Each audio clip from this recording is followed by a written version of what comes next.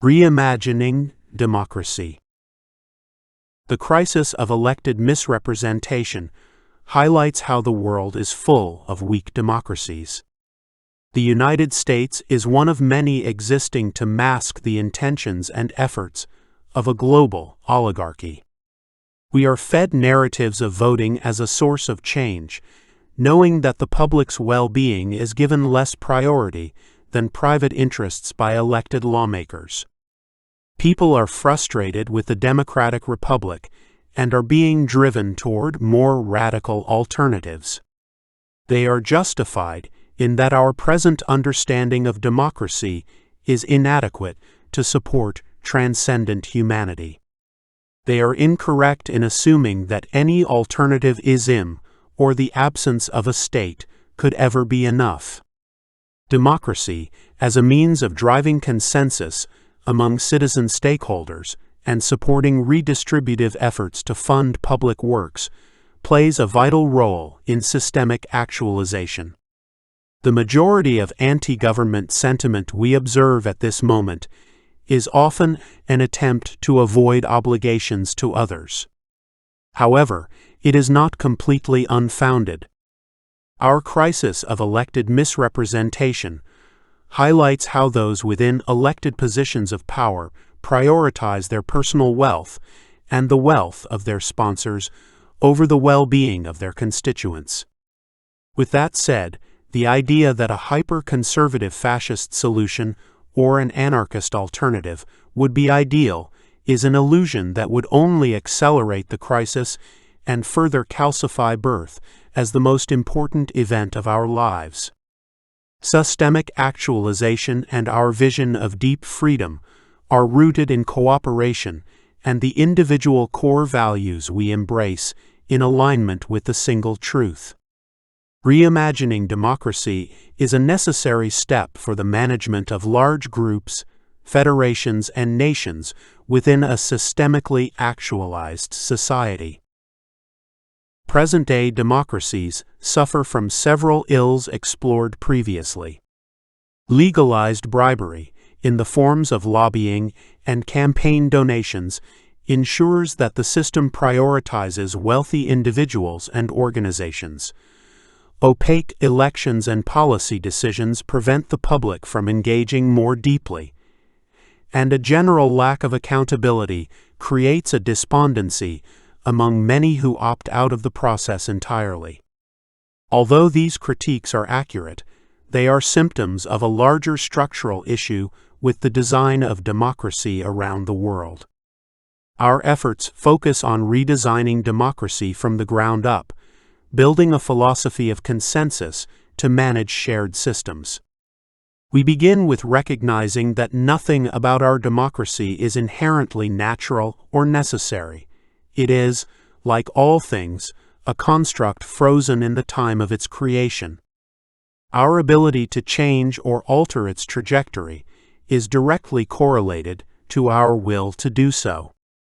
We also understand that we need not rely on the present people and arrangements that resist change to create it. The alternative is to create something new, independent of what is and relentless in its pursuit of what will be. Consider the current process of implementing laws at the state and federal levels. There are presently two possibilities when it comes to laws. Policies are adopted universally and apply to everyone, or they are not adopted at all. This binary approach to governance is a choice that restricts experimentation by design. A better alternative would be to embrace more precise lawmaking, where specific groups could vote for and be accountable to legislation without subjecting the collective to their needs and whims. Laws need not be an all-or-nothing process. A systemically actualized society allows the decentralized microcommunity to develop highly custom legal arrangements governing the conduct of life within their society, with the primary restriction being forms of organization that would subjugate some for the benefit of others. When we think about the future of democracy, it is necessary to create paths toward higher participation rates. We encourage this by becoming masters of its structure and supporting the expansion of possibility within the bureaucratic state. It also moves us away from the standard approach of relying on technocrats to dictate the direction of society in favor of an experimental populace who leverage their insight without being subject to it. This more flexible approach to governance leans toward the creation of alternative regimes of law that favor innovation. Additionally, it allows for change independent of crisis. Groups and communities can act without concern for power structures preserving the rule of the dead over the living. To do this, we must innovate how individuals are provided access and agency within the democratic process. Of all of the developed nations participating in democratic elections, the United States ranks 26th out of 32 in voter turnout. As you'll recall, I founded and led a civic technology nonprofit focusing on closing this gap at the local level. Our 2018 research revealed several disturbing findings.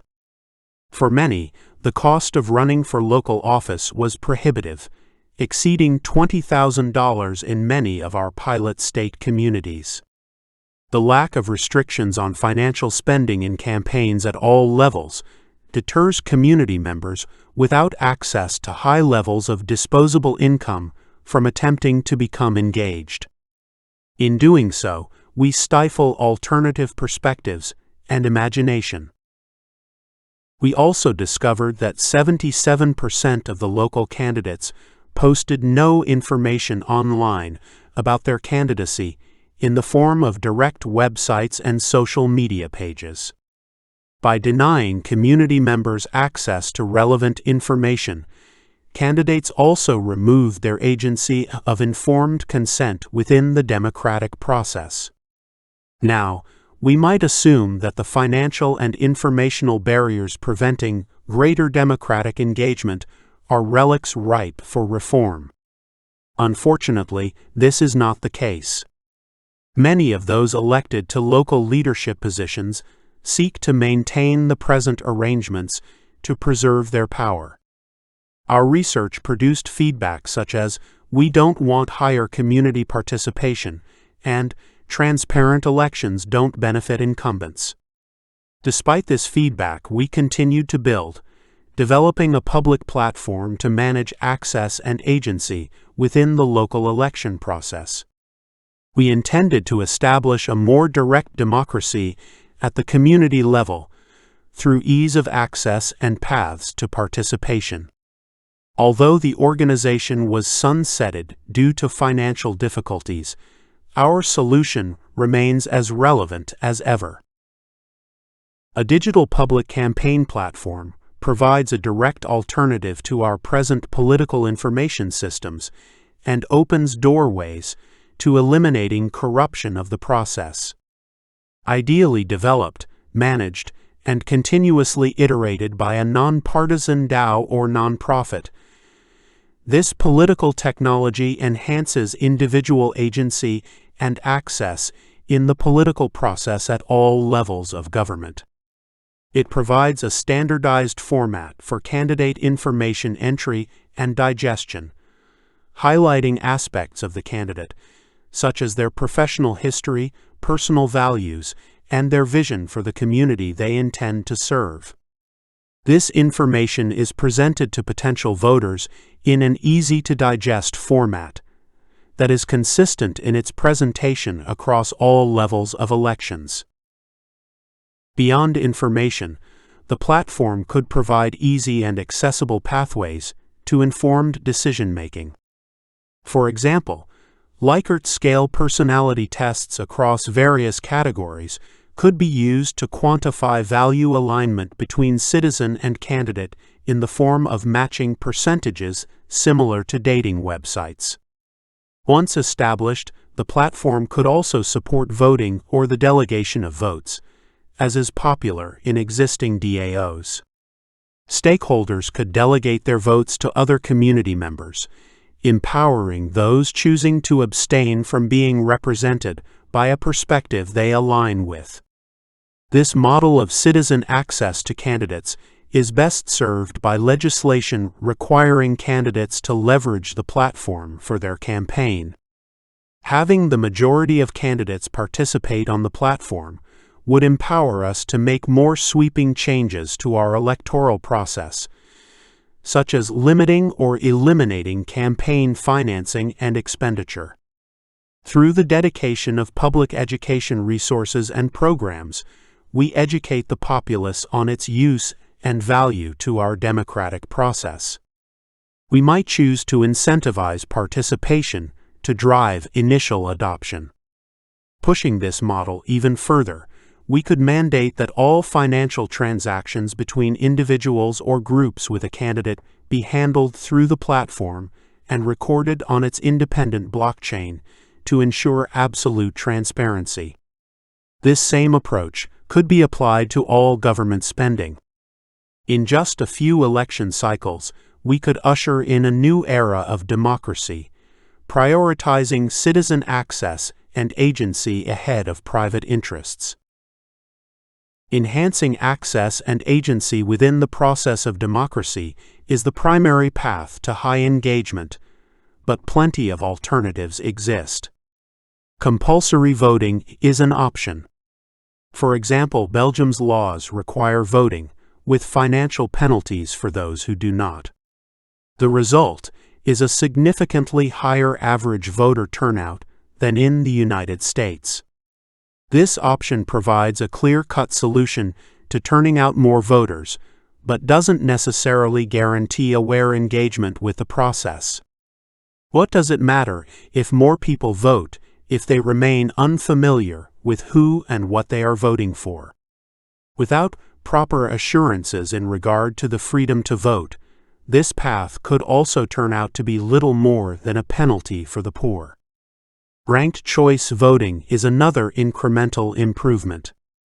Each candidate is assigned a rank by voters, indicating their hierarchies of preference. If their number one choice loses, their vote is then transferred to their number two, and so forth and so on. This is extremely valuable in countries with robust variations of political alliances, but may be less effective upon implementation in the United States, where the differences between political parties are less refined. Some cities are presently leveraging ranked choice voting. We should also consider how this might serve those seeking to disrupt the status quo. In theory, it allows more citizens to vote with their values without fear or risk of electing someone whose values stand in stark opposition to their own. Alternatively, ranked choice voting might result in flooding contested elections with candidates sharing agendas and donors. This is common practice in elections today. As difficult as it is for political innovators to compete now, ranked choice voting may make it even more challenging. Still, even with that potential, it would significantly improve our present winner-take-all elections. Another challenge of our present forms of democracy is the intentionally slow pace of change that the systems enable. Earlier, we explored how the separation of powers in the United States slows change by design. Now we explore how we can maintain the philosophy of separating powers in collective governance while creating pathways toward more rapid resolutions to an impasse. We could begin by empowering both Congress and the President to independently put a topic of impasse to a direct public vote. This way, those acting in favor of public interest and desire have a pathway toward overriding the influence of corporate and private influences on legislation. Additionally, it adds a political price to frivolous abuse. Losing initiatives you call forth is a bad look for political candidate and party alike. We should note that empowering public votes as a path through impasse strengthens the position of the President, who could more realistically champion the collective citizenry without being stifled by a compromised Congress. Another alternative to breaking through the impasse could be to learn from the English Parliament and empower the legislative and executive branches to call public elections to decide on elected representatives at any time. Instead of focusing on the issues, this process focuses on the elected officials and runs a similar political risk to calling a direct public vote. Both alternatives present a direct path toward quickening the pace of progress, a necessary component of materializing systemic actualization. Another avenue of progressing democracy to meet the needs of the moment is revisiting the federal system. Federalism is the organization of a nation of independent states and was intended to produce a variety of experimental ways of living. In some respects, it has succeeded in its goals. However, in many respects, it has not. Alternative ways of life have been interpreted to support forms of religious and economic fundamentalism that deny the rights and dignities of specific groups at the command of others. With that said, there are opportunities to revitalize the experimental nature of the state that can help eliminate these abuses and inspire creativity in how we organize our relationships. First and foremost is expanding cooperative systems among the states to support operations such as procurement, emergency management, taxation schemes, and social programs. The same approach can be applied within the states themselves. By unifying operational systems across and within the states, we create a more robust political technology better suited to serve individual imagination. Once we scale operational capacity, we can then turn our focus toward more ideological experimentation. Today, there is a sameness that extends across the United States. While swaths of the country differ in their spiritual philosophies, the economic and political arrangements governing relationships between individuals remain relatively homogeneous. Our objective is to encourage greater experimentation with ways of living through custom systems of law and property, an alignment of system and self that frees us from the constraints of a single form of living and furthers our individual alignment with the single truth. This includes supporting ideologies that conflict with existing or popular models of philosophy and organization, but prohibiting those intending to or actively subjugating one group for the benefit of another.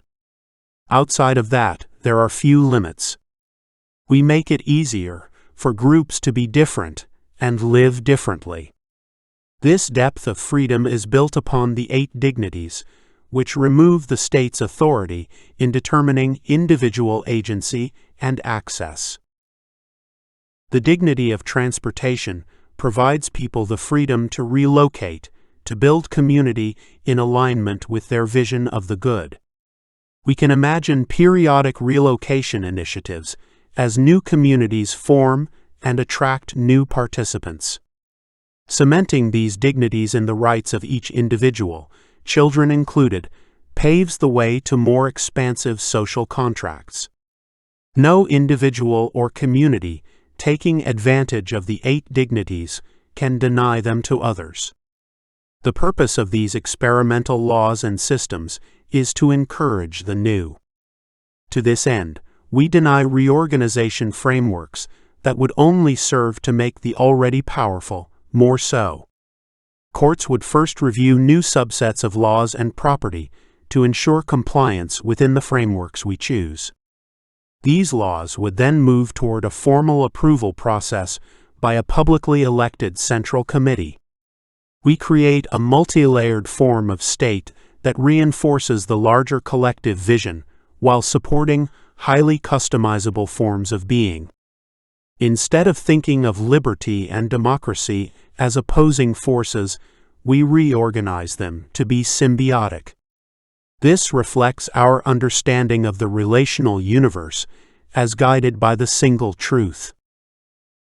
So, how do we address the inevitable? What happens when a group abuses this system to trap others into a disadvantage they cannot escape? Our core value of relation demands a collective response to these situations. The central government can serve that function through a new branch that possesses the power to rescue people. It exists already in the United States to some degree, but should be more expansive and better funded. Every new direction contains an infinite number of unknowns that we cannot control. What is in our control is how we design our systems to reinforce our values and address misalignments.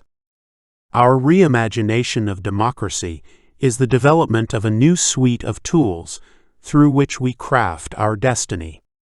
It provides a way to combine our focus and energy into precision force, allowing us to reshape the world and our being to embrace the deep freedom necessary to transcend the age of crisis.